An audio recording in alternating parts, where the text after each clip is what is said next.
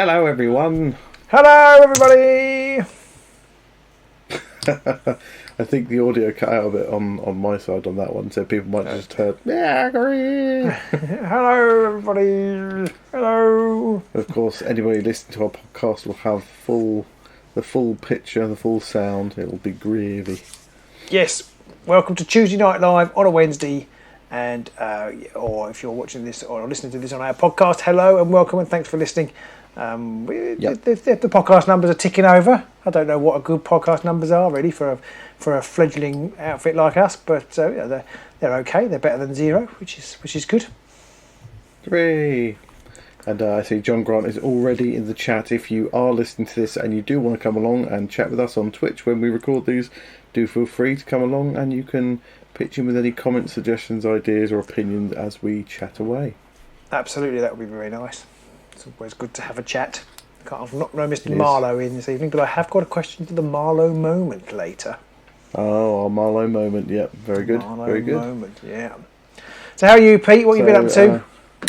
Oh, ding! Sorry, that's just me. Not a lot really. No, okay. Sickness in the house has caused a lot of hassle, so not really done very much at all. You?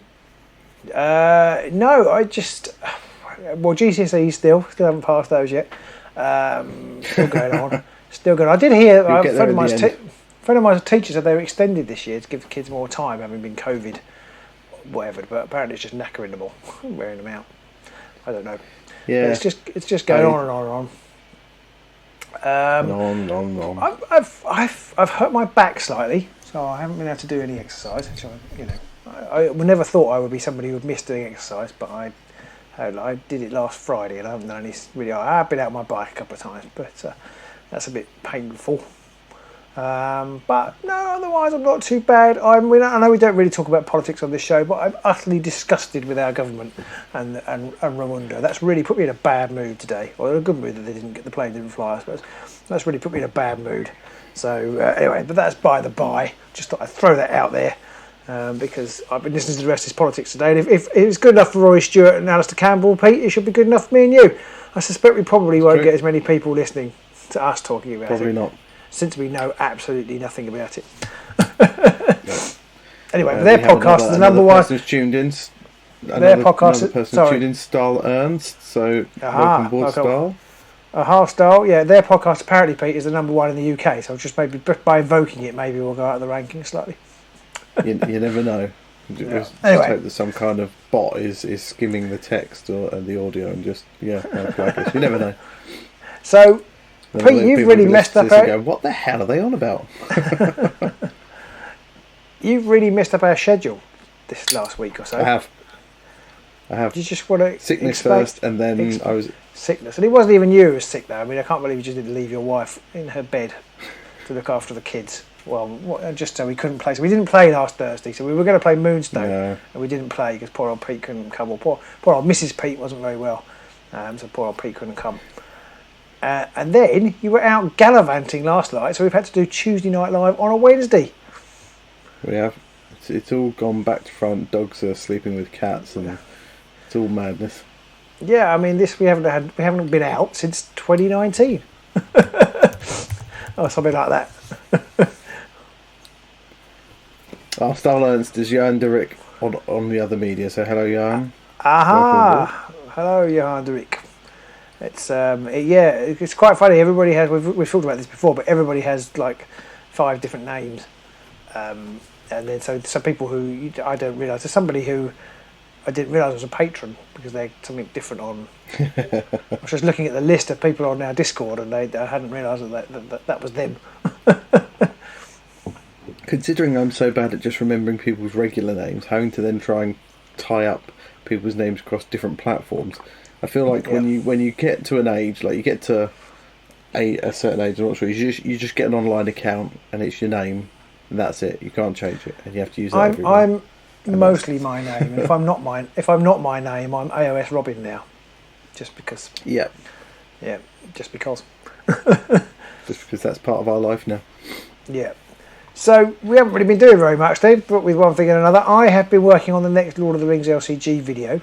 I'm taking one of the Dark of Mirkwood scenarios, which is one of the new ones, new released, and I'm using the elves. I got some elves for my birthday, so I'm using those. So that's going with the usual amount of success that I have so far. But I am at least playing it, which that is a step in the right direction. And to keep with the Lord of the Rings theme, I have been editing the Middle-earth strategy battle games videos. They are now uploaded, and the first one will go out this Friday. Oh, brilliant! I'm looking forward to seeing those. Actually, I might have a sneak peek. I've enjoyed making those. And do they look good? Would you recommend them? I thought, yeah. No. It's not going to go, no, rubbish. I was kind of hoping you would be a bit more positive about that. But anyway, but yeah, I'm sure they're brilliant. I'm sure they're brilliant. You're okay, I suppose. We released our Ascension Tactics video from the game from Stoneblade, which many people haven't watched that. It's not lots of people watched it, but it's a good little deck builder. 100 or so. Yeah, but what's done much better is our Horus Heresy videos have done much better. Or video. That's because it's got Horus Heresy in the title.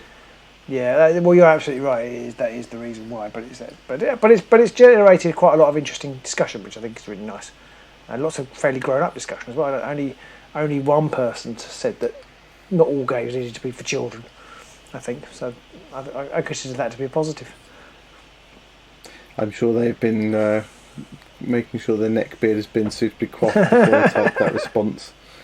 Absolutely. Yes, I'm sure. Yeah. So coming up, we've got a reasonable amount coming up.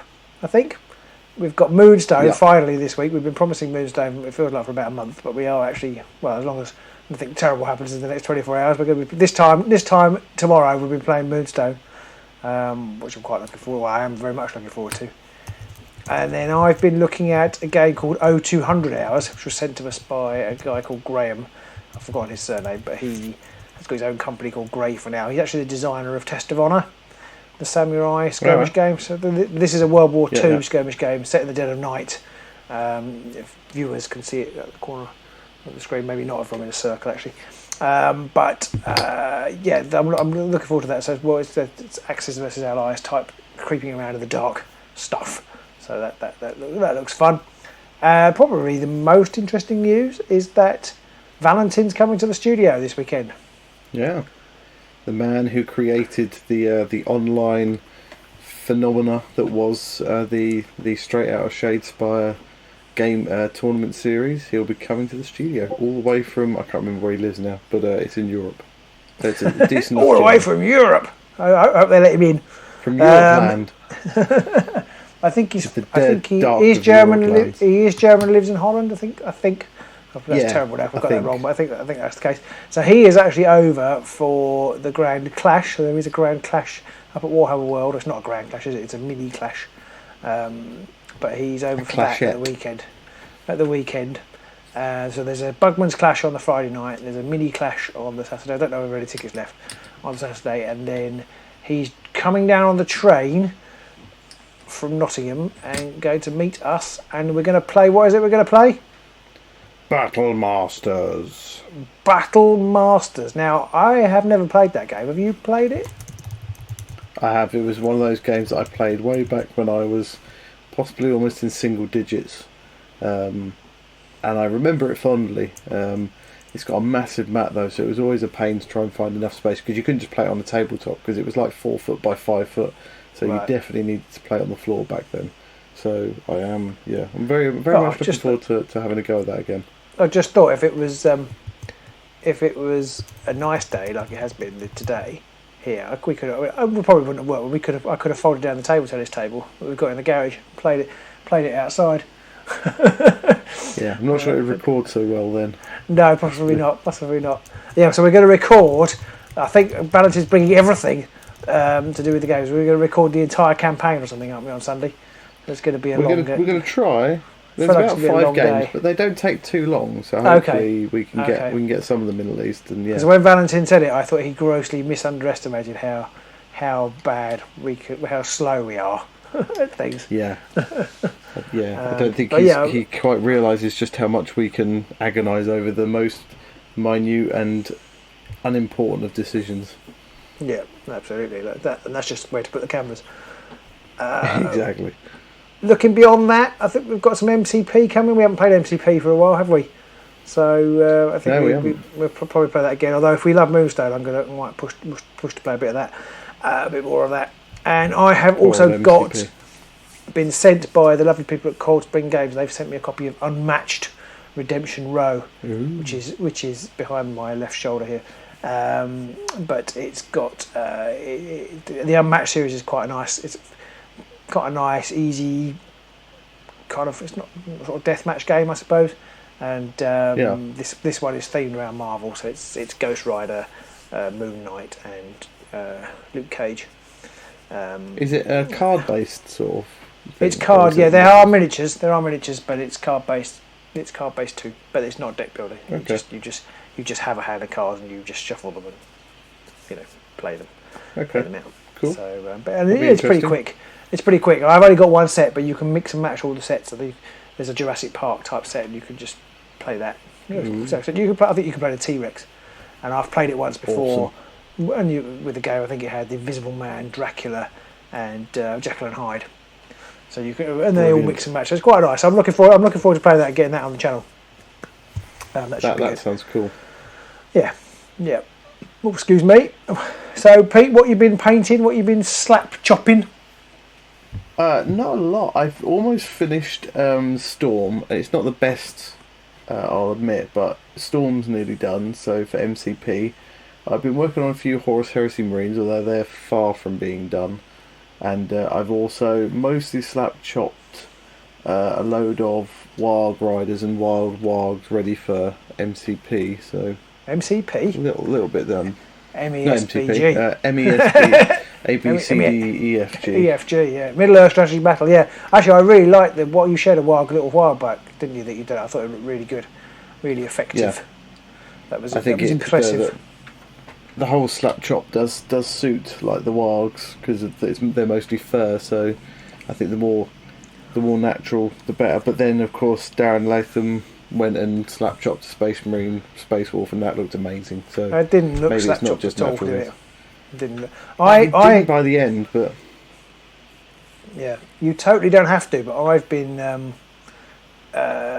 slap chopped or painted the Unmatched miniatures because they come with 3 minis. And but they're kind of one of those minis that come heavily dry brushed already. So I boosted the highlights slightly and tried to paint them, but I'm so far I've only done Luke Cage and I haven't really done it very well. so I may or may not show that off. It's just one of those things I really need. Well, I'm going to talk about this later, but I really need one of the new yellows that GW are doing because I did 2 coats of the Nasdrag yellow over it and it just looked kind of bran. Brand. So then I had to highlight it. I'm assuming we're going to talk about the GW. We are. So that's at some point. So that's we'll come on to that in a minute. But that's later. Yeah, so I definitely think slap chopping definitely suits certain things much better than others, and flesh tones it doesn't really work with well at all. I don't think. No. Or at least his T-shirt. Flesh tones. This was his T-shirt. I was trying to do yellow. And it just didn't. Yeah. I think I used the wrong yellow, but I did one of those things. It was a hot day, and I couldn't be bothered to. I think I've got 2 yellows, and I think maybe I used the wrong one. I've also been painting my. Sorry. I was going to say Nasdrag's a bit of a darker yellow, isn't it? I think there's another one, and it's brighter. But yeah, I know what you mean. Yeah, I think I probably should have used that one, but I couldn't find it. And then I doubted whether I had it because I haven't got all of them because we split the set in half, and I haven't bought as many as you. Duplicates. So then I started to doubt whether I had it at all. But never mind. In fact, the first coat was fine. The mistake, what happened was, I don't know why I'm talking about this, but what happened was, I must have, when I was painting, he's got some I guess the power bands, for when he's Power Man, I guess. I painted them silver with the intention of kind of effectively then just painting something similar to Nasdrag yellow over them to make them gold. And I must have slipped or something, or not noticed, and I had his T-shirt had a big silver swathe across it where I must have just caught it with the brush.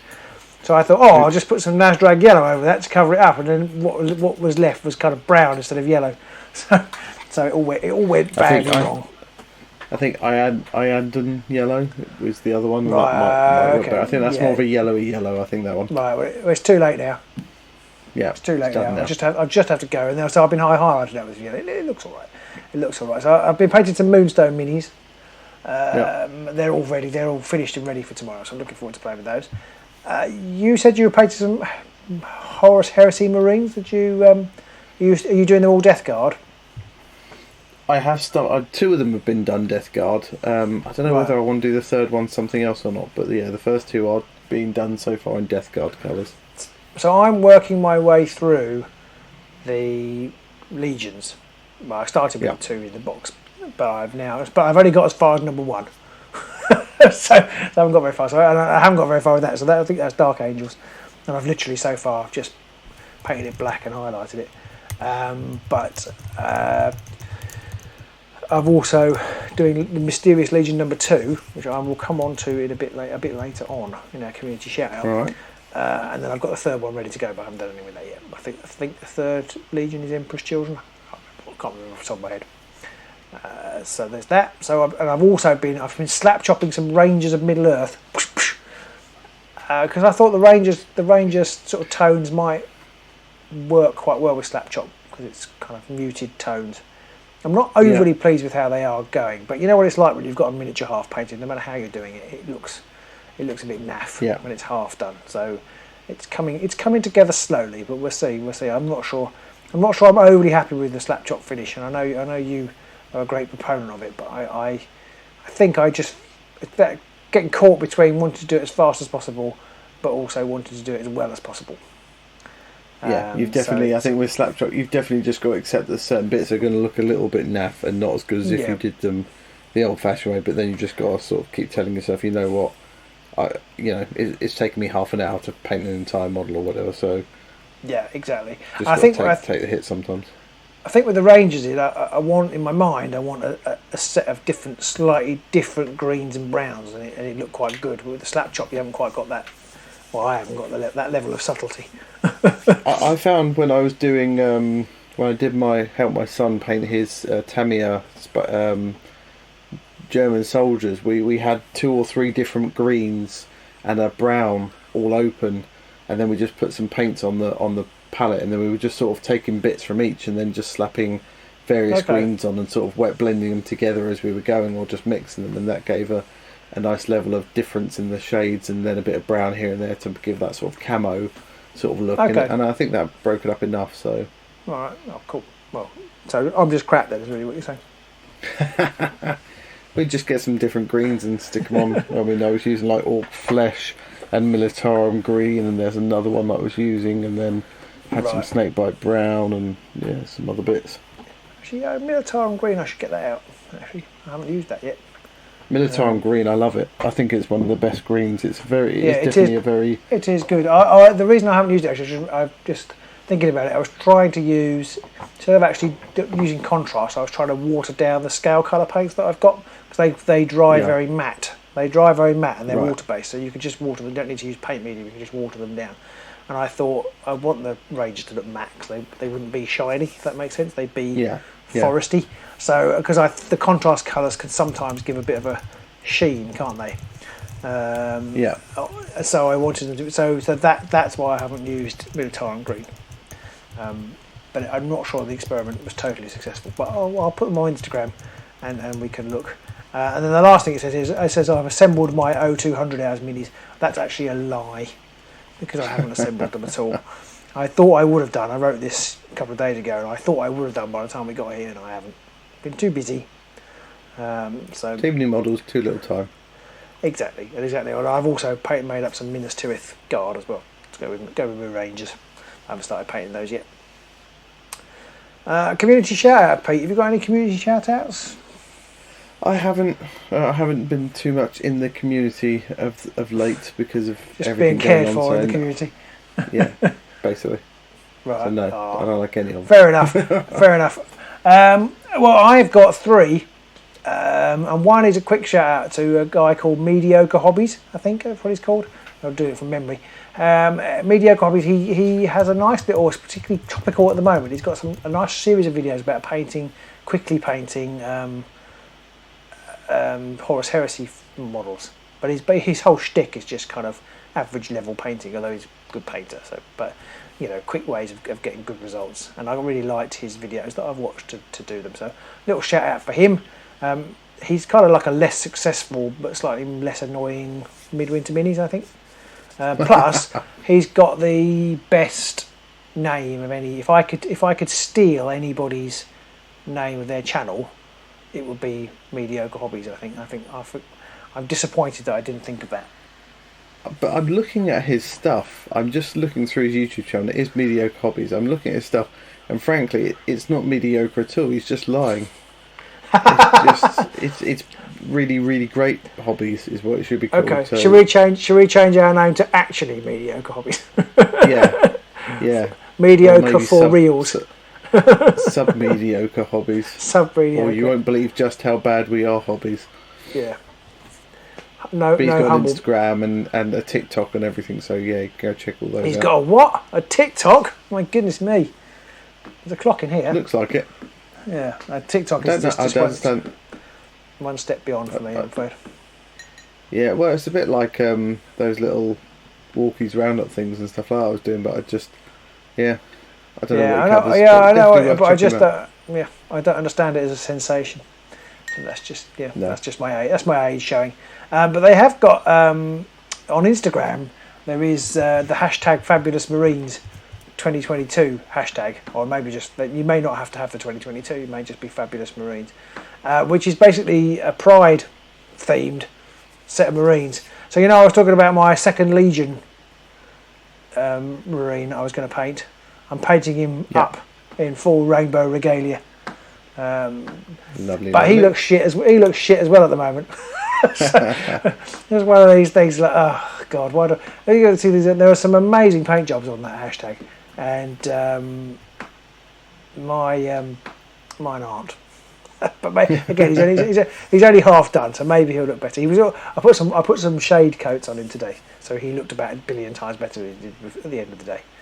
They have a website as well, fabulousmarines.com, and they are doing it to raise money for the Trevor project, which it's all cool. I hadn't realised that. I'd only seen the hashtag.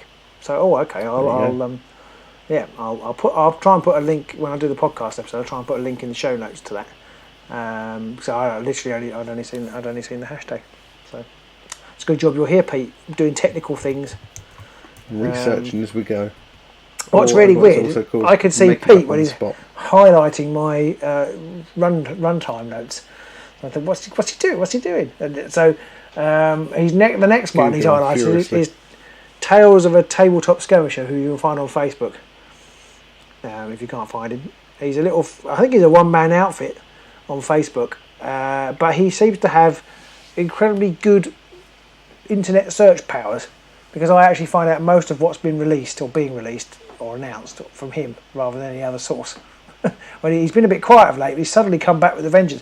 But he's really into his skirmish games, funnily enough, being called Tales of a Tabletop Skirmisher. And he is particularly into Necromunda, Marvel Crisis Protocol, and Star Wars Legion. And so he also looks like he's got a little bit of Aeronautica Imperialis on there as well. Okay, yeah. I haven't seen so much of that, so I didn't mention that. But yes, there is a little bit of Aeronautica. But he's a good source of news. And his painting and stuff is interesting as well. But mainly I use him for news. I get the news I need for the Tabletop Skirmisher. To paraphrase Paul Simon, I think. So he goes to the Tabletop Skirmisher as well, does he? He does. He gets his news you need. He gets his news you need from the weather report, I think. So we've got. Oh, Pete's correcting my grammar, where I had a little extra character on the. Ringing me glass, sorry. Stuff. So GW News is the next up on my exciting list that Pete is looking at now. I'm going to have to stop looking at my own notes in a minute because it's somehow off-putting. I don't think there's been very much GW News really. I think they're just basically wore themselves out. But they still keep throwing it all out there because, obviously... You've corrected my spelling, but that's not what he's called. You've corrected my spelling. I've just seen you do it, but that's not what he's called.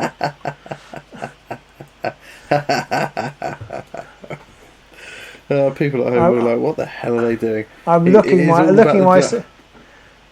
at myself now. He's called Dominate the Underhive with the Psychic Parasite. the deluxe Spiker, and you changed it to Psyker. See? But he is a psyker as well. I know he is a Psyker, but they call it a Spiker. Psyker, It's really Spiker, clever. You Spiker. see, they swap the first two letters around, and it means something completely the same. It's clever, isn't it? Yeah. So so they announced this new deluxe Psyker model or Spiker model with his like a big bulbous head. I feel like it's like a cartoon or a comedy character similar to that. Does look a bit, yeah. Yeah, and I mean, I don't play the game anymore. It's quite an interesting model, I thought. There was also a Warhammer Underworlds tutorial on there, which Nick Baton did. I'm a bit disappointed. I was waiting for that call. I know we haven't done one for a while, but Nick's is probably the second best Warhammer Underworlds tutorial out there after ours, I would say. What was the... I didn't know they'd done a new Underworlds tutorial. Well, I can Was go that out new? yeah, it is. Well, yeah, it was on the... I mean, I'm only going through the Warhammer community pages and looking at the most recent things. Oh, right. But I think it is all new. Yeah. Okay. It's quite well done. It's quite well done. It's not as funny as ours, obviously, but it's quite well done. It's more whizzy than ours would have been. Some computer graphics and such like. Yeah. Probably the main thing was it last weekend they announced they had this amazing paint trailer with Titans being spattered with paint and Stormcast being spattered with paint, and it was going to be a revolutionary new painting change, the greatest thing brushes since ready or whatever. Yeah, get the greatest thing since sliced contrast paints.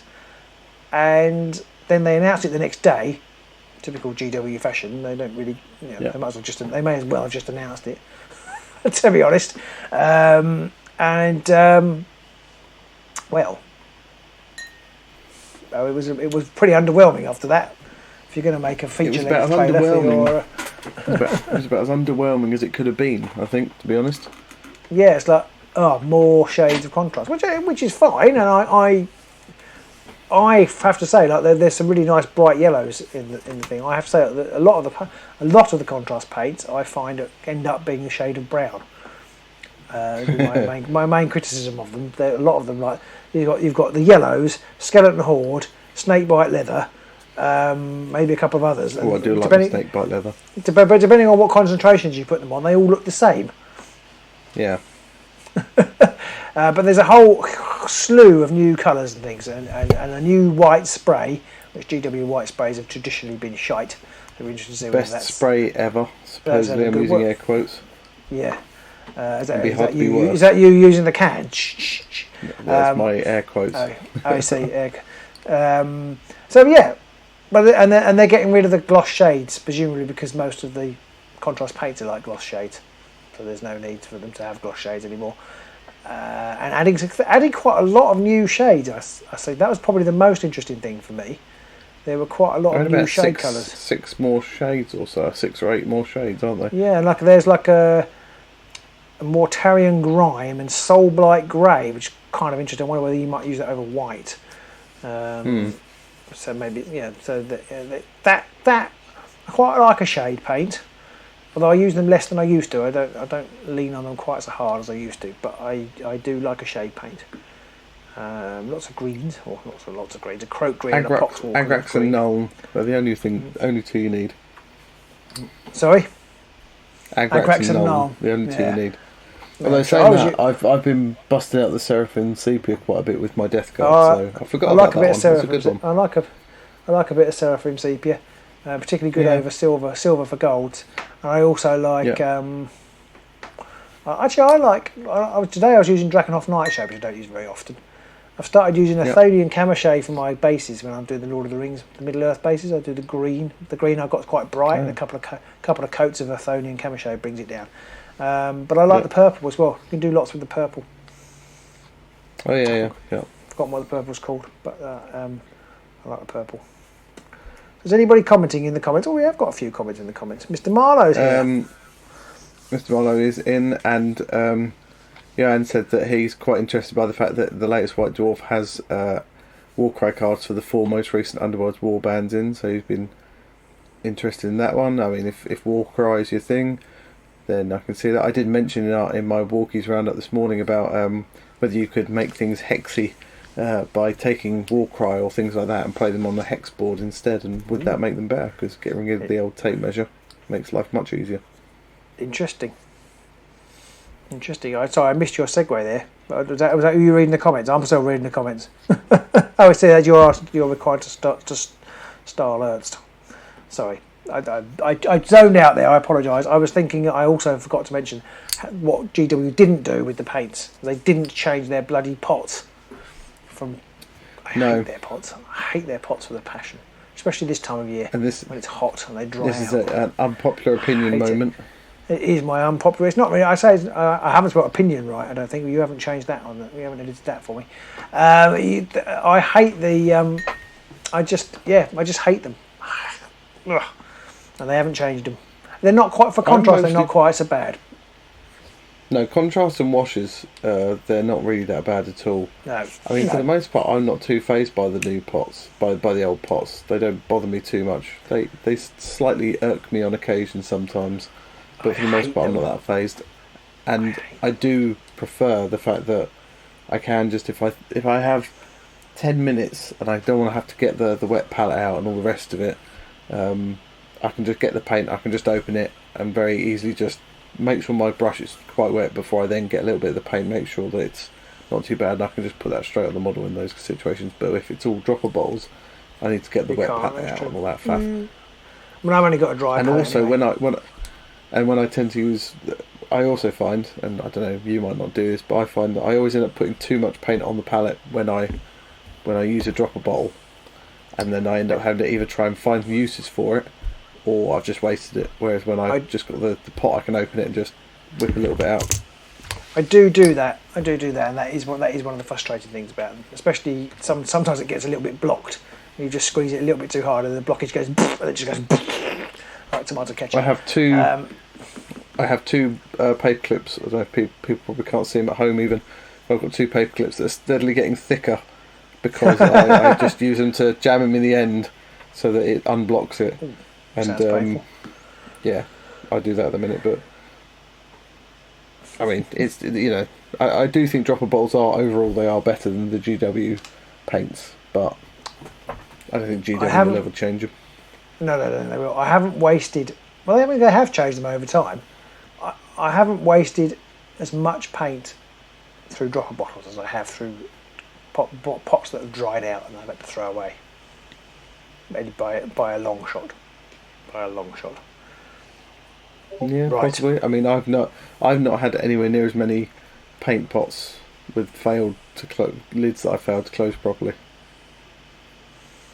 Good for you. Well, I have. So yeah, I can definitely see people's complaints about them, and it can be annoying when the paint does get into the back and dries up and it makes it hard to close. That is frustrating. But then there's something quite satisfying about getting my mould line removal tool in there and just scraping that out and having this one perfect chunk of paint come out, and then it shuts perfectly. When it completely dries out, you can actually scoop out the entire paint pot as well, which is quite satisfying, but quite expensive. Right, we better move on. We're on to general gaming news, and this might take a little while today. Maybe I'll quickly rattle through it. The first piece of exciting general gaming news, and this is going to make you laugh, I think, Pete. There is apparently going to be a Great British Bake Off card game. Right, but that's not the bit that's going to make you laugh. It won't be available in the UK. because as I understand it, I think it's been published by Ravensburger, and they have the rights to the name of the American show, which is the Great British Baking Show. And they haven't been able to. It's called the Great British Baking Show in America and other places, and they haven't been able to get the rights to the Great British Bake Off, presumably because that cost a lot more money. So they can't release the game over here. Well, they could do, but then nobody would know it was connected to the Great British Bake Off. Well, not nobody. I would. But yeah. So that entertained me. I mean, that's quite amusing. Although I'm not particularly upset by the fact they won't be available here. No, well, I'm not really either. I just thought it was funny that they've got this game based on a thing that's like a British institution, and they can't release it in Britain. It just made me laugh. I don't think I'd ever play that it. is quite funny. Yeah. Okay, so the Fantasy Flight Games and AMG have been going nuts. Well, AMG actually been going nuts. I forget the two are actually. Although they are both owned by Asmodee, they're not the same company anymore. Made more confusing by the fact that they've never been the same company, but it's made more confusing by the fact that Asmodee gave some of the stuff that was FFG to AMG. So FFG haven't done very much. They have released some deck lists for Lord of the Rings LCG. Don't need to talk about that very much. But AMG had their what they call their mini extravaganza for the last few days. Now I think there was some delay because they had some COVID amongst their staff, so they couldn't do what they wanted to do, so they delayed it. But then they announced shed loads of stuff, and I actually got most of this information from the Tales of the Tabletop Skirmisher. And that's a weird thing about AMG is that I see these announcements, like maybe something on Twitter, maybe something on Instagram, or maybe on this guy's website or Facebook page. But when you then go and look on their website, there's nothing there. Or you go and look on their Instagram, and some of the pictures that he had were on there. I have no idea where he got them from, but they're not on their Instagram. But they are official because they've got the seal and stuff. Anyway, that's by the by. It's just odd how they do their social media. But they announced some kind of they did a video with Shield versus Hydra, and they announced new models for Captain America and the Human Torch. Which is basically a new Captain America model. Now, I didn't know, I'm not very up on Marvel lore. That Human Torch isn't the Fantastic Four Human Torch. Apparently there was in the very first Captain America comic, there was another guy who was the Human Torch, and it's that guy. So it's all set in, I think the models are all old. Well, not old, but they're all set in wartime. That era. So we're talking Captain about America. Jonathan Storm, basically. Yeah, I guess so. Yeah, I think so. That is what it's called, isn't it? Yes. Yeah. But there was a curious amount of moaning about this on Facebook, and like there always is on the internet, about how we didn't need a Captain America model, and we certainly didn't need that iteration of the Human Torch. And could we have that Human Torch Vision? Because apparently bits of him ended up being in Vision in the comics or something. I don't really understand or follow it. But and then they've also announced that there's a new Red Skull model. People didn't want a new Red Skull model, but I think the new Red Skull model looks pretty cool. And he comes with, like Nick Fury does, and Elektra and Daredevil do. They come with Hydra Soldier grunts, which I think they look pretty cool as well. They announced nice. There's going to be Baron Strucker and Arnim Zola models, and I love the Zola model, so I'm looking forward to. I don't know if I'll get those, but they look cool. There's a Nick Fury Senior and the Howling Commandos, and they appear to be all on one base, which is curious. I don't quite know how that works. I saw that. Yeah, I'm sure they're not grunts, but it's like, really? Yeah, so I don't know whether they're just like a big hero. I don't know. And then there's this crazy Malkeith on a flying tiger, or Malekith. I don't know how it's pronounced. Or a flying tiger. Or flying tiger, because when you want to be absolutely mostly ridiculous, you can be. Give a tiger wings. And I got very confused because I thought he was a Warhammer character, a dark elf, and he is. And so I don't know, because then I looked more into it. I think, well, did they just steal it? Because he's an Asgardian baddie, isn't he? And I thought, oh well, they've obviously stolen that from Norse mythology, but apparently he doesn't exist in Norse mythology. So he was just they just made him up. I think they made it up in 1984. So I can only assume that Warhammer stole him from them. Possibly, I don't know. I don't know the name, or they just coincidentally made up the same name. I mean, they were always happy to borrow stuff, weren't they? GW. So I didn't have time to get to the bottom of the origins of either character, but there it is. So it's a cool model. I'm not sure I'll get it, but it's a cool model. But one thing I am interested in is they've announced there's going to be a new Asgardian faction pack for. So basically, it's Thor and I think Loki and I can't remember, Hela maybe together, and there's four of them all together. Hela. 4 of them all together, and I like those models. I mean, I haven't got any Asgardians, so I think that them more than Black, whatever they're called. What are they called? The baddies. Oh, the Black. Black Order. Black Order. That's it. I just couldn't think of the word. Black Order. More than them, I think I'm more likely to get the Asgardians. I kind of get the feeling that those factions haven't been selling so well, so they've put them together in a cheaper pack, because it's quite a decent saving. And it's worked, because I will probably buy them. And then they also announced a load of Star Wars Legion stuff. Now I know we don't play Star Wars Legion. I got very excited by it, even though I don't play it. So they announced some assassin droids, which I'm not that interested in actually. And then some swoop bike models, which just look fantastic. I think they're kind of used in the Mandalorian TV show, right? But they're kind of like not quite. Those ones are a bit more like hover Lambrettas, but they're kind of like a cross between a Lambretta and the speeder bikes from Return of the Jedi. They're kind of more cobbled together, but they look cool. And then they announced they're going to do battle boxes, I think, for people to get into new factions easily. So there is going to be a Separatist one full of droids with your mate General Grievous. And so this is like, if I was going to tip me over the edge, it would be one of these. Though I've actually got quite a lot of the models because I bought them in the idea that we might play. But there's going to be some snow troopers for Empire on Hoth, some the Rebels for the Hoth thing. So from the Empire Strikes Back, they come with like so the one of them, the Empire one comes with Vader and loads of snow troopers, and the Rebels one comes with Leia and Chewbacca and C-3PO, I think.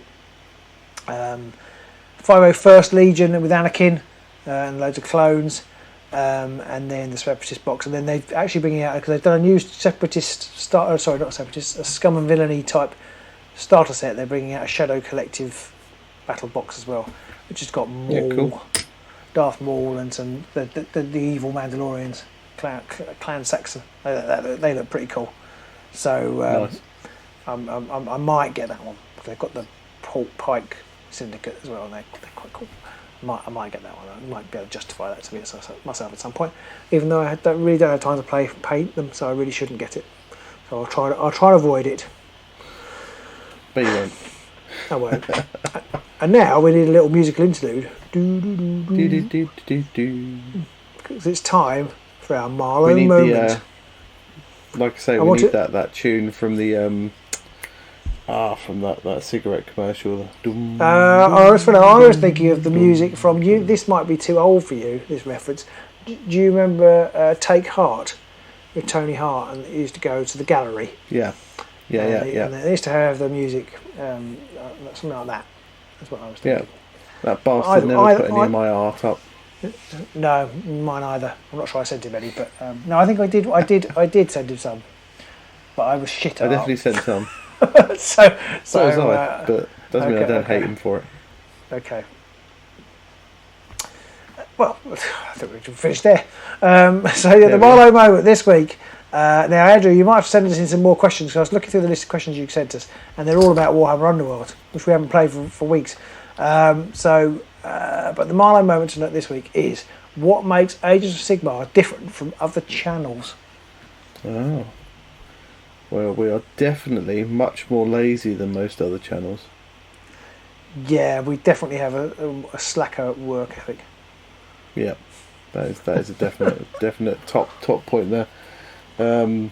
We also aren't as good at painting or at gaming, so there's that too. I like to feel like we make other people feel good about their hobbies. Because they look at us and go, well, I'm not that shit. We're the lowest common denominator, is that what you're saying? Yeah, I think so, yeah. Yeah, I think yeah. We don't take it too seriously. That is definitely true, and that is mainly due to our own incompetence rather than any sort of deliberate effort to not take things too seriously. Yeah. I don't know what we offer. Much it. I don't know what we offer that's different to most channels. I think probably I'd like to think that we offer a realistic overview of what gaming is like, and not just saying everything is brilliant, but also B, just kind of like trying to squeeze gaming into life. A few drops of game time out of the stone that is being an adult's life. Yeah, basically. Yeah, I think that's the main which unfortunately thing. is not really something that does well on YouTube. No, well, as you said before, we appeal to casual gamers, but casual gamers don't spend all their time watching YouTube videos, so we're a bit stuffed. No. Yeah. No, not really. And I like to think we have good jokes. I'd like to think we have some of the better jokes in the gaming fraternity. I think the one of the main things that we have over all other channels is that there's two of us, and most other channels only have one person doing it, or it's one person, and then when they're playing games, they're just playing against some nobody, some face that they rando gaming. So it's all one-sided, whereas we give the full double team experience, but that's about it. Yeah. I've got a horrible vision now of you and I giving somebody the full double team experience. But anyway, well, enough of that. Over for that at the weekend. I think he's a lot stronger than we are. He only eats chicken and bananas. Yeah, so that's the Mario moment. I'm not sure anybody needs that. I feel like we don't want to pull on that thread too much, so it's probably best we move on. Yeah, nothing. I'm going. I'm leaving. We offer nothing to anybody else. I've had enough. Oh, I really need a drink. It's hot in here tonight. Right. Good job. We've only got sort of 40 minutes left. So the main focus of tonight's, we finally got there. Always feels like an age to get down to the main topic of conversation. But tonight's subject is, well, you probably know, so no point in doing a drum roll. It's apps in games. Apps in games. Good or bad, Pete? Yeah. Apps in games, are they good? Are they bad? Do they stymie our creative geniuses? Do they help prompt more creative flair? Do they just promote laziness, or do they just help people concentrate? A bit like sat-nav. Does it make you a worse driver if you have sat-nav, or does it enable you to concentrate more on the road and your surroundings and not have to worry about should you be taking that exit? You don't have to worry because the sat-nav's told you don't have to take that exit, so you can concentrate on that car in front of you that keeps weaving between lanes instead. Is it like that? What? Or do people just blindly follow their sat-nav and end up with like 16-ton semis stuck down some country lane that they now can't get out of because they weren't paying attention? I suspect, much like sat-navs, that the answer is both. Yeah. I suspect. I mean, there aren't very many apps in games, or certainly not the games we play. There may be. Obviously, we only play a tiny slice of the gaming pie. And I don't want to make this all about GW, but GW in particular seem to completely avoid having any sort of decent app to drive their games.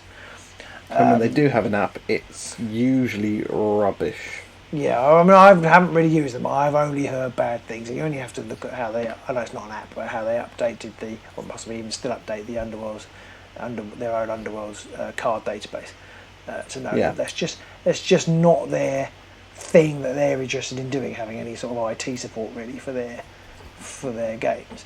But so I don't want to make it all about because somebody GW. started to create like an AOS army builder years and years ago, and GW took that and brought them in and said, right, well, everybody's using this website, this army builder website, so we're gonna bring on board. We're gonna actually adopt it and update it and give it a bit more attention and detail, and we're gonna make it a thing. And for a little, very short period of time, I thought, oh, GW have understood now what's going on with this kind of stuff, and that they do need to invest more in this area, and then just went out the window after that. So, oh, okay, no, they haven't. Yeah. So, I mean, I think at the moment, I mean, I've written down here, this is just what I think. But I feel like there's 4 functions, and there might be more functions that you get for apps in games. And these are the 4 I can think of. So there's rules reference, and then there's kind of like your pre and what I've called pre and post game apps, and they're probably the most common.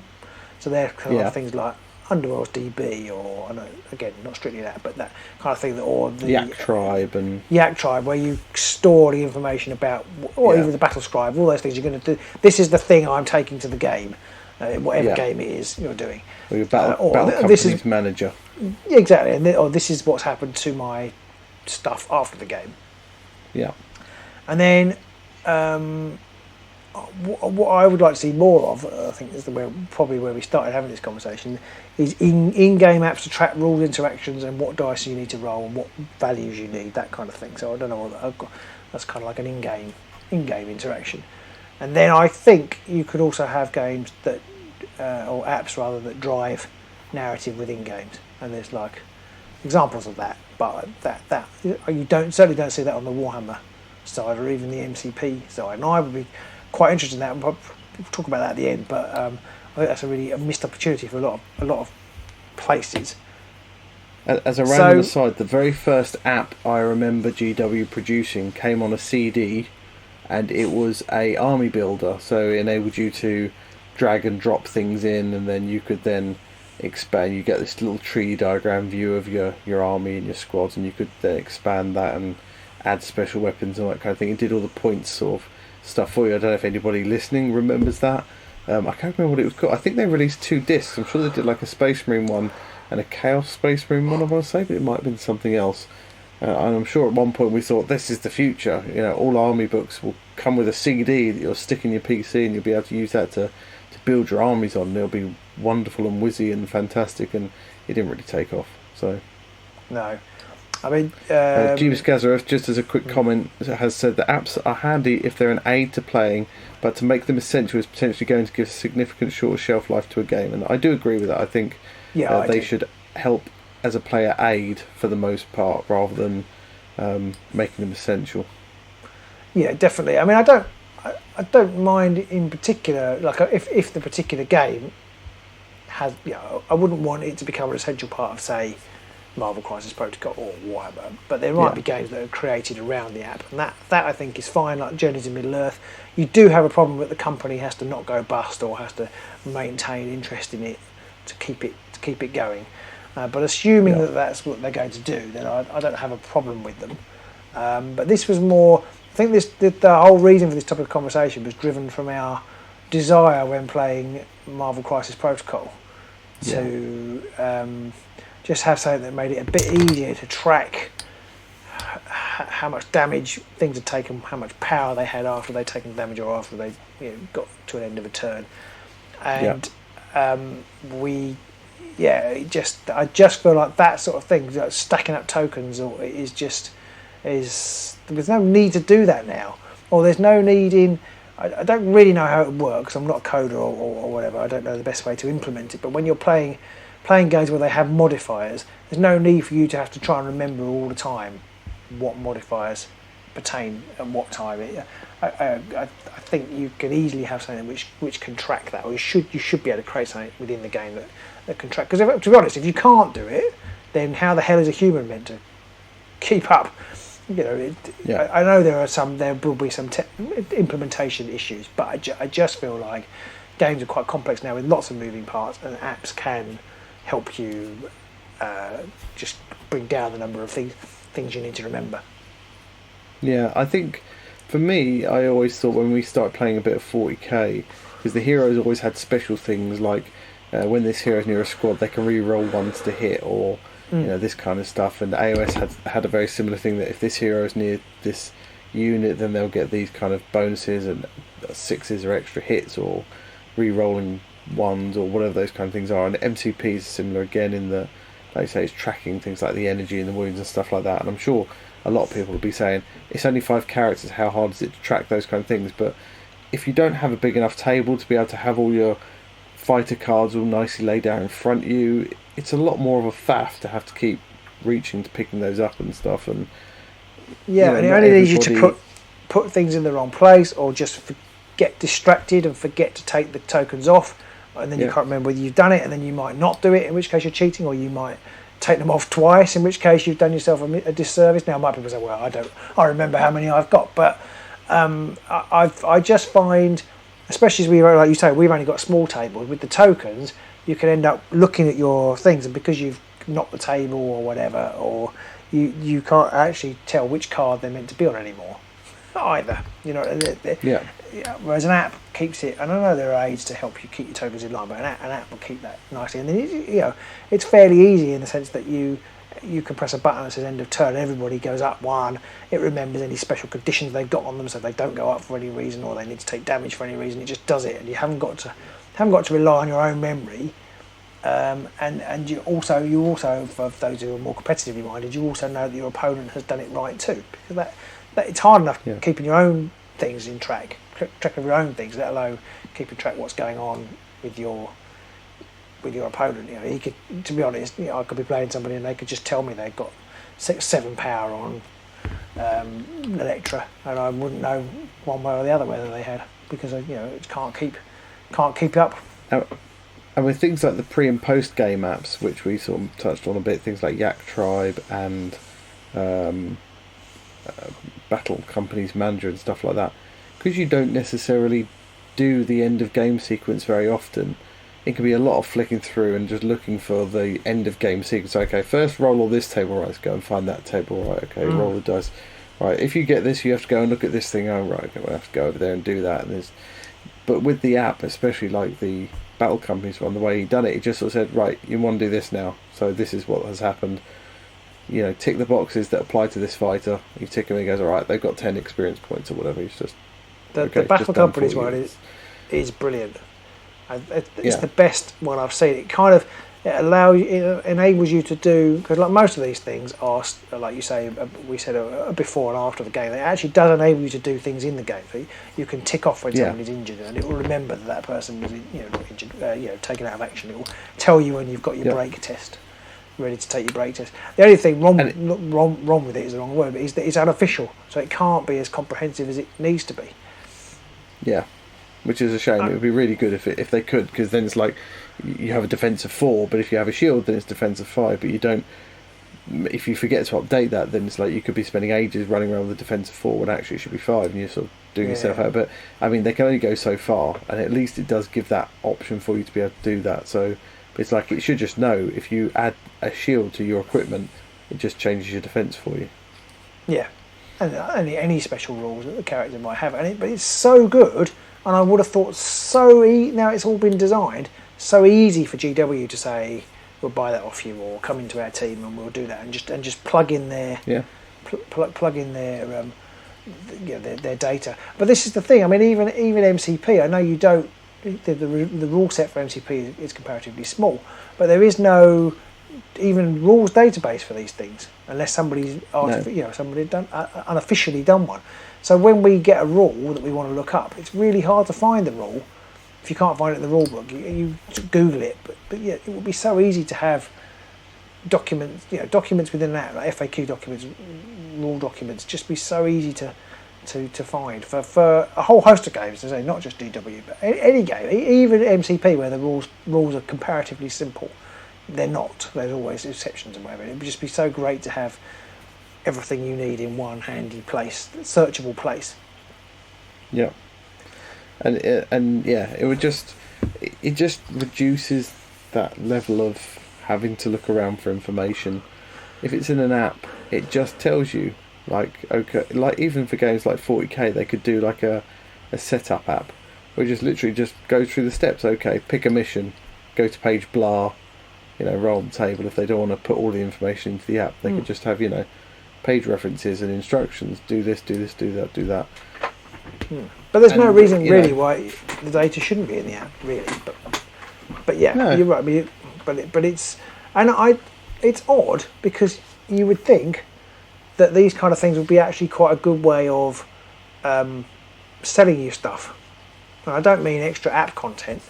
No, I mean, this is very crude, but if they had their own Battle Companies manager, GW could, at the end of it, they could say, oh, you can recruit a new cave troll, or did you know you can buy a cave troll on the GW website? And you immediately, or you're looking at your Rohan options. Well, I don't really know how where I get one of those models from, and they could show you, well, this is what you'd need to do that.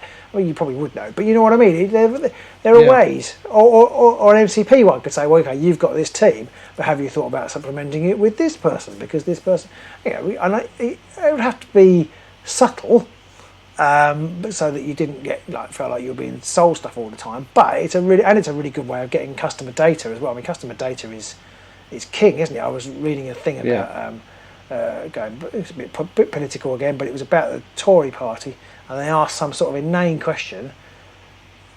I can't remember what the question was now, but it was basically you would just click yes or no, but then you had to give some details, and it was literally just a data capture exercise. Yeah, just to get people's details like that. I mean, data is king. Yeah. Yeah, so any app that you subscribe to, they could see who you like to play, potentially what powers you use, so they could gain loads of data about how their game is being used by it as well. So it just seems to me crazy that places don't invest more in app technology, because I think it could really enhance the game. I mean, Gazareth was saying he wouldn't want it to be integral to the game, but the thing I was talking about having apps that drive the narrative. Imagine playing an objective game like MCP or even Warhammer, where you have Warhammer 40,000. They have objectives on the table. You could make them dynamic. I know there are mechanisms within some of the games to have them dynamic, but you could actually have specific things that the app could semi-randomly generate that change conditions on the board, change the victory conditions, change the weather conditions, just make the game more dynamic. And I think I can't imagine anybody in the gaming world who wouldn't like that. I mean, imagine MCP games are fun, but imagine how much fun they would be if a new threat arrived, or the thing that you captured wasn't the thing you actually needed at all, because there would have been a dastardly double cross. And a lot of people will say things like, "Oh, but you can drive that with a deck of cards." And yeah, you can, but do we need more decks of cards for these things? There's only so many trees around, and most people aren't then going to be able to get those decks because they'll be around for a limited period of time. But if they're a download, you just go into the app and go, "Oh, I want to download the MCP fight for Battle for New York scenario," and it'll then. But it becomes part of the game. So as we know from playing Bladeborn or not so much Bladeborn, but Warcry, you get the cards, you read them. It's a bit like, oh well, this is what I'm doing now. But if the app makes it exciting and it has a few whizzy gizmos, you immediately, it's not something you've generated; it's being generated for you. So it's actually, rather than you doing the action is, and I think I'm only kind of thinking out of the top of my head there, having the action driven by the game itself is more appealing, I think, than actually setting it up yourself. Well, we've got a little board game, a little family game called Last Defense, and it's actually run via an app. You have a board, there are locations, you all have a playing piece, and it's a cooperative game, and you have to take turns. So you roll the dice, it tells you how far you can move, and then how many equipment cards you can pick up, and you have to go to different locations as they're getting destroyed. But the app itself is like a newsreel thing going on, and then every now and then you'll suddenly get like a news announcement that a monster has appeared at this venue, and then you have to put that monster on the board, and then you have to try and avoid it whilst going around doing other stuff, and you have to complete the game in like, I can't remember what it is, 20 minutes or something. That's how long the game. So it tracks the time, but it also does the random announcements and when things turn up and when they move to new locations and all this kind of stuff.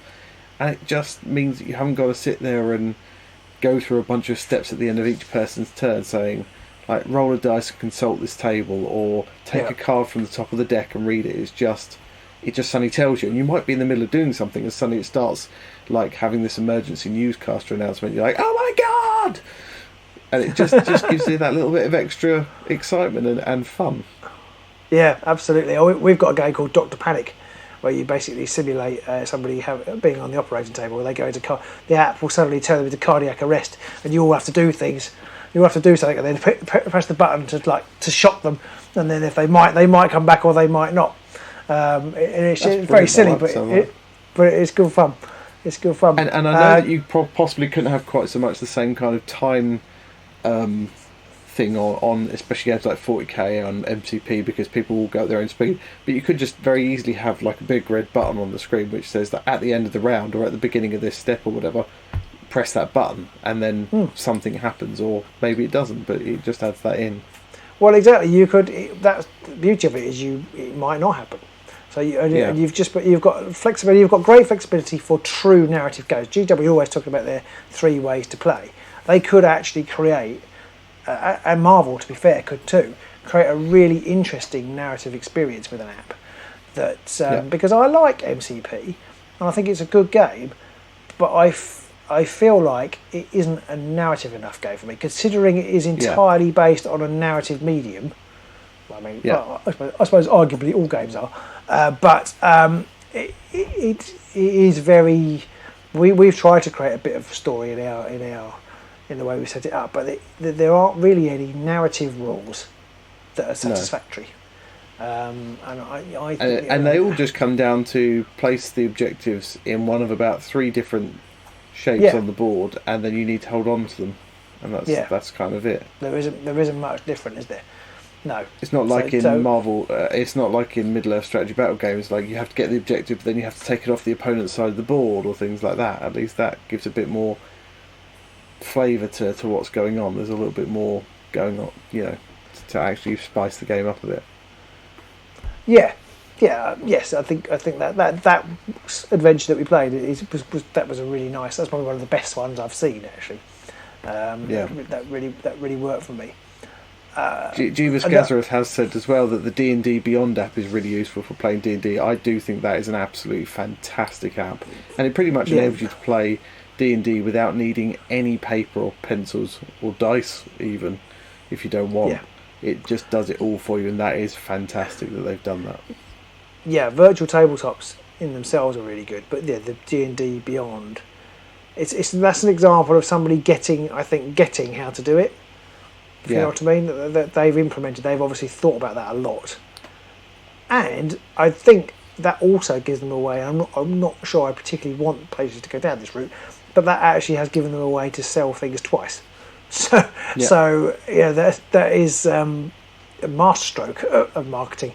Although I think the D&D Beyond stuff, I think it's all free. Once you've created an account, you can pretty much get all the information you need. You can get a lot of stuff for free.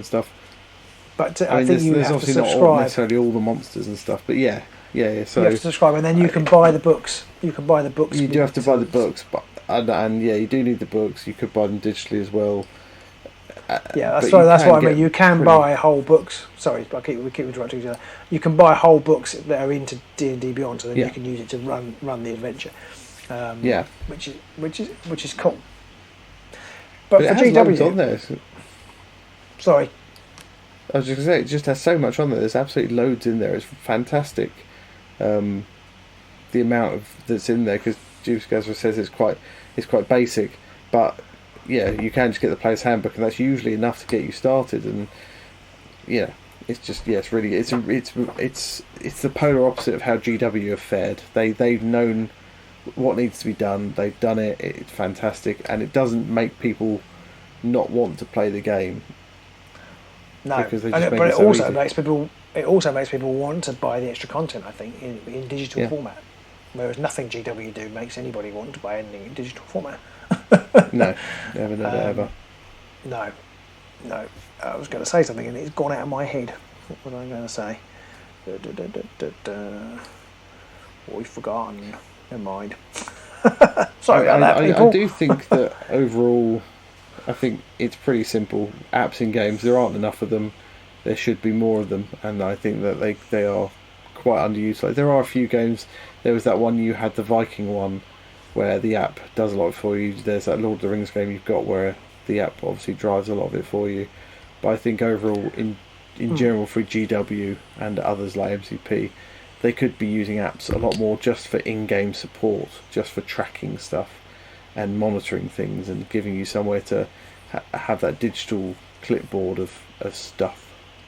Yeah, exactly. So I mean, like to take a GW example, is you could have your army list, which is built with fighters X, Y, Z, and then it could say, well, you could then take it into the game. So that I mean, even very simply, is fighter X within 6 inches of fighter Y? Well, in that case, they get pluses on their dice rolls.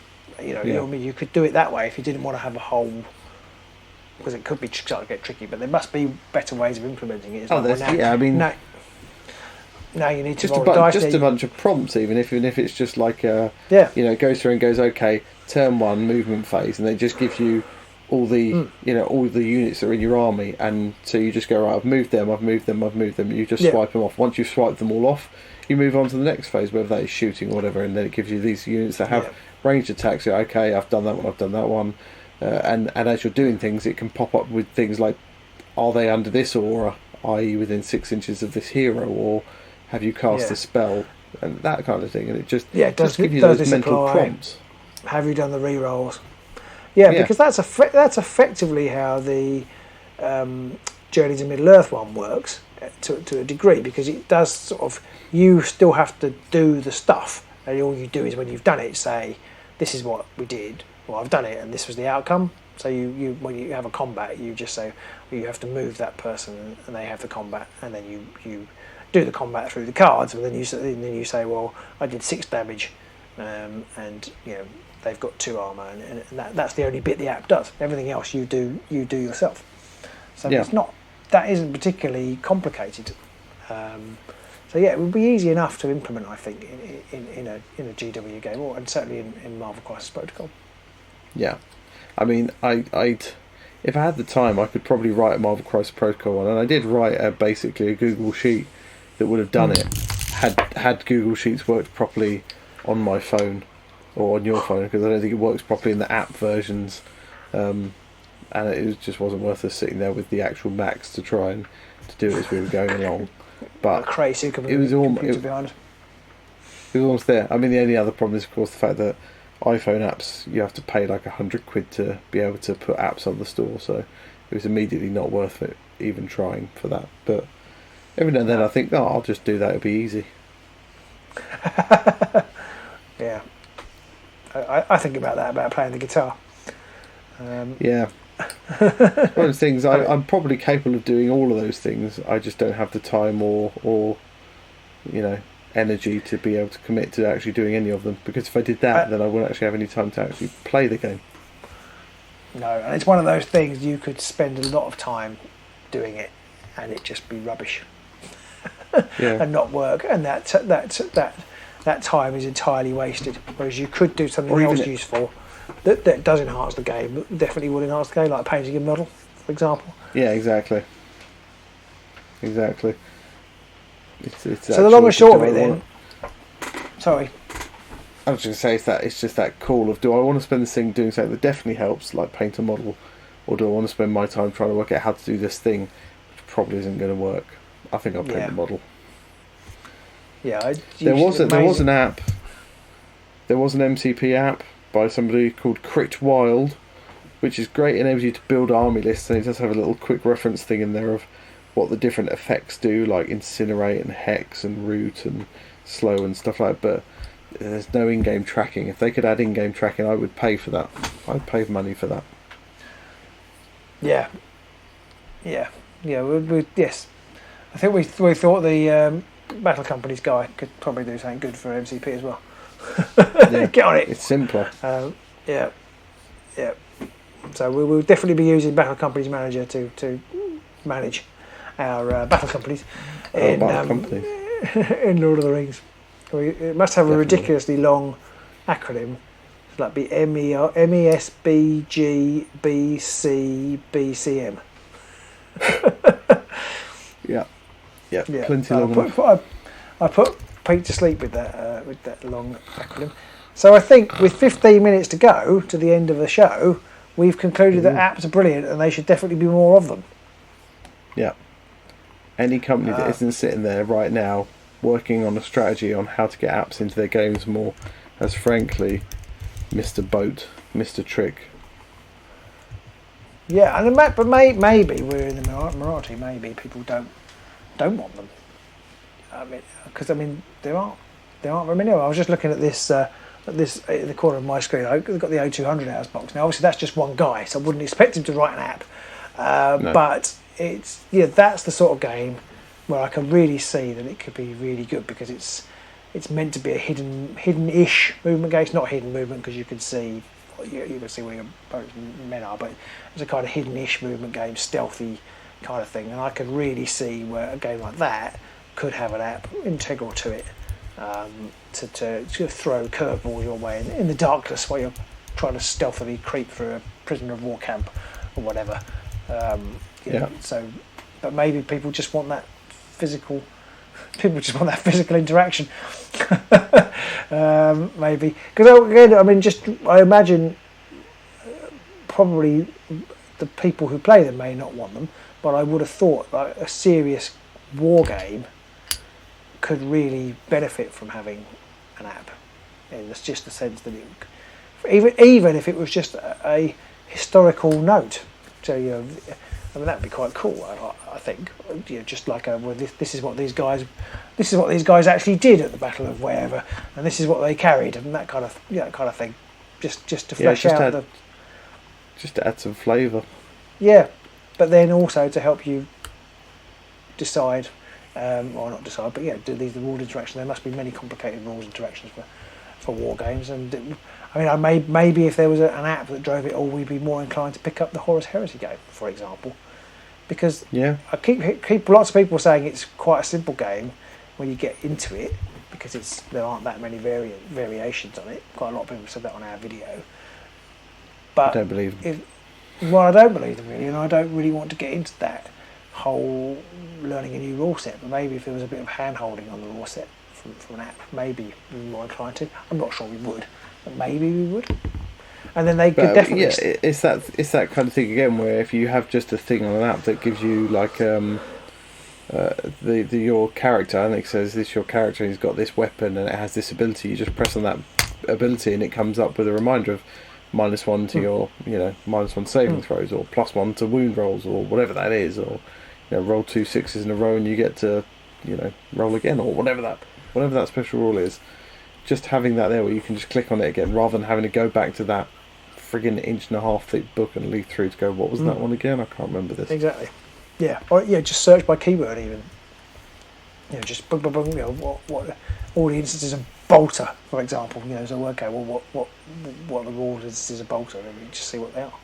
Might not be very many, but other things there would be.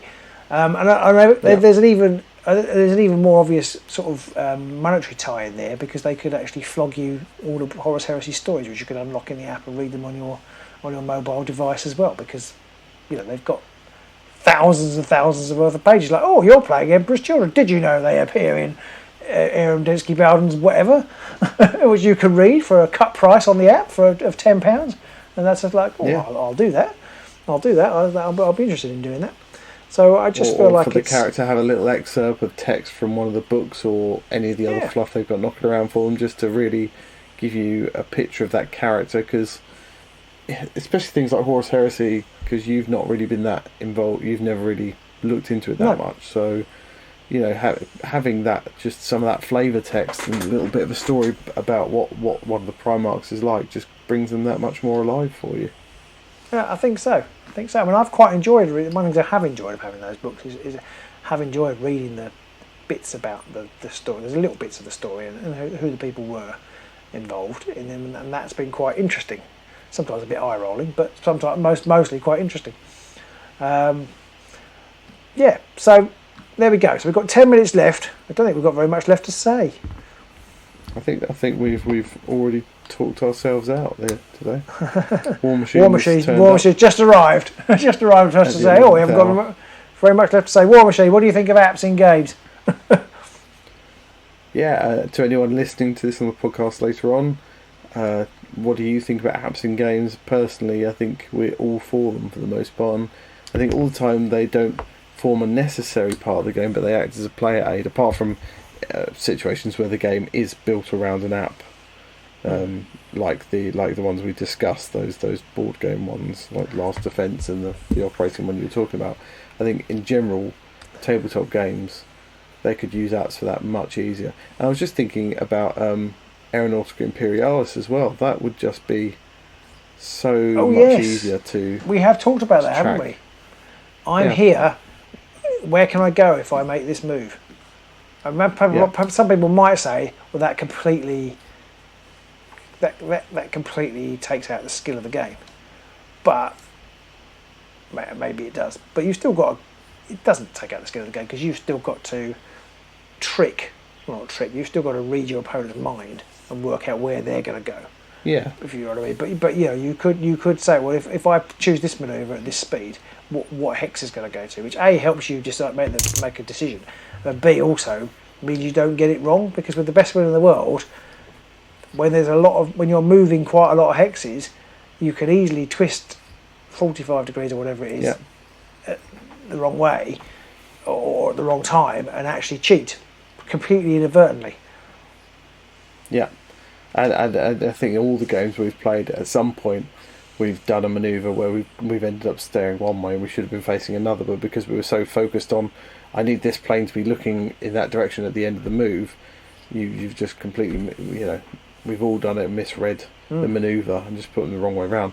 It just gets rid of that kind of thing, and also it then gives you the ability to be able to track things like the damage counters, and if you want to add things in like the damage table, it would just take some of the hassle out of that, because you could just use that much easier to record whether they're on fire or if they're smoking, and then it can just give you a little prompt to say, roll twice on the smoking table, roll twice on the fire table, do these things. Yeah, which would be really good, I think. I remembered actually. We've got the I bought with the intention of playing. I got it around Christmas time, and of course I think I packed it away when we were we weren't quite locked down, but when Omicron was raging. I thought, well, I won't be playing that for a while. I packed it away somewhere. I bought the Destinies game, which is completely driven by app. So I'm not sure it's a co-op, but it's a kind of an exploration game. It's completely driven by app. But I read, coincidentally, while I was researching for this, I read that they're having a competition for, you can win a prize if you upload the best kind of scenario for the game. So you can obviously clearly create your own. One players of the game can create their own adventures or scenarios or whatever for the game, and that's another thing we haven't explored. That actually you can easily, as a company, you can utilise user content. So people, it perhaps wouldn't work so well for Warhammer, although I bet it would for the narrative games. People could upload narrative campaigns or narrative scenarios for things, but it would totally work for MCP. People could put in all sorts of interesting concepts and things and narrative games, I think, for it. And people would, because people love doing that. And the other good thing about that is, as well, is that normally when you've got a narrative campaign thing, you read the whole thing before you start playing it, so you kind of know what's coming. But when it's in digital format, you don't do that. You just, you can, because obviously there's nothing to stop you, but it's easier to not go through the whole thing. You just sort of go, okay, let's see what happens next. Press the button and go with it, rather than getting a whole rule book and just go, I'm just going to read all of this so I know what all the options are up front. Yeah, well, it could even do multiple pathways as well, couldn't it? So you might have... It could be random. Like, even on a very simple format, there may be, like for Middle Earth, you can pick different paths for your heroes, but maybe for whatever reason, one of the paths isn't available, and the computer just randomly says, well, actually, I'm not going to make that one available to you because for reasons. And it can make up a reason why, maybe you can't become a Rohan guy, can't become a leader because he was disgraced because he did something. You know what I mean? That it can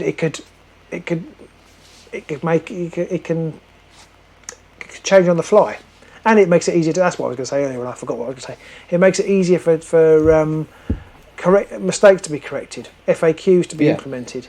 You haven't got to worry if you've got a good app supported game. You haven't got to worry about, well, has there been an FAQ in the meantime that I don't know about? Because it would all just be updated. Just be tied up into there, yeah.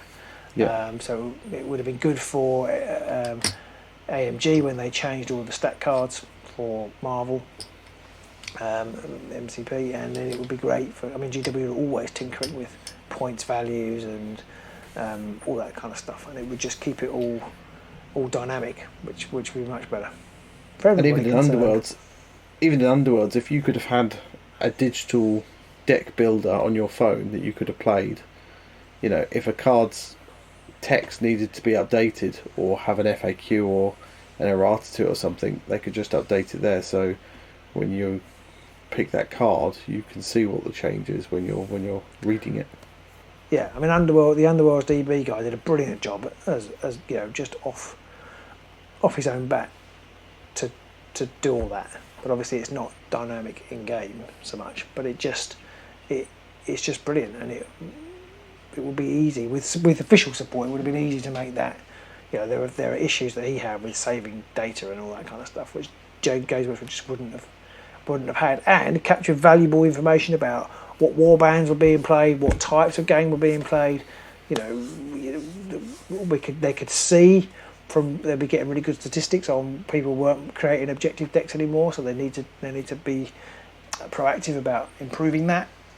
So I just think it's, although initially I was thinking, well, perhaps they just don't do it because it's a bit of a faff. I actually think they can get so much data and insight into their games that I would have thought actually it would be better for them to tailor their product to give people what they want. Yeah, there's a reason why big businesses are going after data now, because it is the key to the future, is knowing what your clients are doing now and what the things are they're looking at. So it would be insane for GW not to use that kind of information. Yeah. One Machine said he agrees. A version of Rings DB but for Warhammer Underworlds would be really handy. I haven't used Rings DB very much, but Underworlds DB is really good, and I feel like they do roughly the same thing. They perhaps have less player decks in there. I think they tend to Underworlds DB. He uploads championship decks, doesn't he? But I don't think he does. Yeah. I don't think it's easy. I don't think there's an easy way of actually updating your own. Because in Rings DB, I think people can create decks. Say, I've created this deck, and they can upload it. I don't think there's an easy way to do that in Underworlds DB. I think it's done in Underworlds DB. I don't know if it's done in Deckers. UW Deckers, was it? Deckers? I can't remember what it was called. It is, Underworlds Deckers, yeah. Underworlds Deckers. And Well of Power used to do it, but Well of Power has fallen by the wayside now. You could upload decks to Well of Power. That's fallen by the wayside. But yeah, it would be good. I just don't think Underworlds at the moment has got the following for a Rings DB type situation. No, but I mean, the Underworlds DB itself should have been bought by Games Workshop by now. There's no excuse or reason or explanation whatsoever. GW should have been in contact with him long before now, but definitely now. Yeah, especially with the pandemic. Yeah. I mean, I think there was Deckers obviously too, but without those two things, I'm not sure Underworlds would have survived the pandemic. No, I mean, and people might argue, but GW, made the cards available in the first place, but they only did for the first few seasons, and GW gave no online support, whereas Underworld's online and stuff. Yeah, but yeah. Right, Pete, we managed to get over the line. It's 11 o'clock. Well, that's our speciality, is waffling on and on. Waffling on. Think there's anything to waffle on about. Brilliant. Well, I hope you enjoyed it, whether you're listening live or whether you're listening on Underworld, on our podcast. Do check us out on social media and what have you to come and say hello if you're listening to the podcast and you don't normally talk to us. And we do like chatting, as you probably could gather. And yeah, we're playing Moonstone this week, which we're really looking forward to, and then following weeks, who knows? We've got some World War II stuff done. I haven't played a World War II game for about a billion years, all sorts of exciting things coming up on the agency. And I feel like, Pete, they can't be that far away from a new warband announcement for Warhammer Underworld. Possibly. Although, there's only one left to come out. No, there's two left to come out. Two left. Well, one won't come out until October time, but there must be something to tide us over through this summer. Yeah, it must be something soon. I thought we'd have two more war bands come out now, and then we'd have the summer lull before the new Underworlds box would come out in September. Yeah, but there's one more. There's a pack of sticking my fingers about it. There's a pack of what are they called?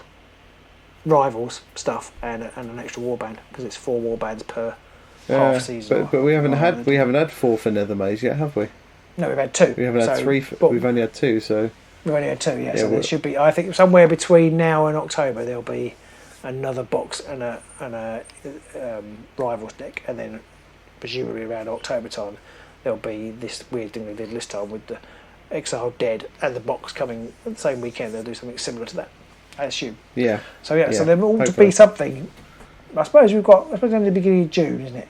Well, it's mid-June now. Yeah. But so you've got July, August, September. So maybe in July, a release end of July, maybe. Who knows? Yeah, I think so. Who knows? We certainly don't. Well, thank you very much, Mr. Marlowe. It says cheers, gents, in the chat. Yes, nice to talk to you, Mr. Marlowe. Do send us some more questions, please, for our Marlowe moments. We need more That'd be Marlowe lovely. moments.